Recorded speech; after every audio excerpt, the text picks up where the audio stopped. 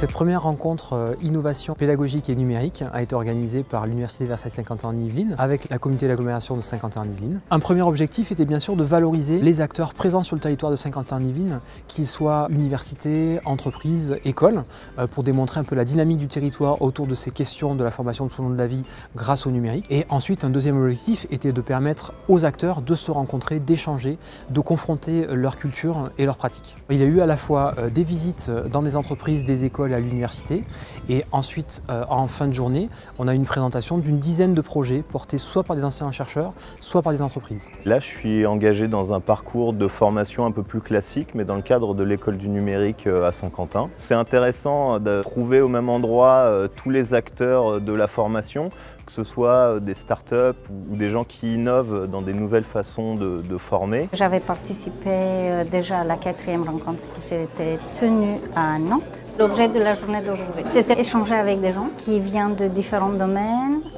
qui ont tous besoin de voir comment le numérique peut les aider à avancer et apporter quelque chose de nouveau.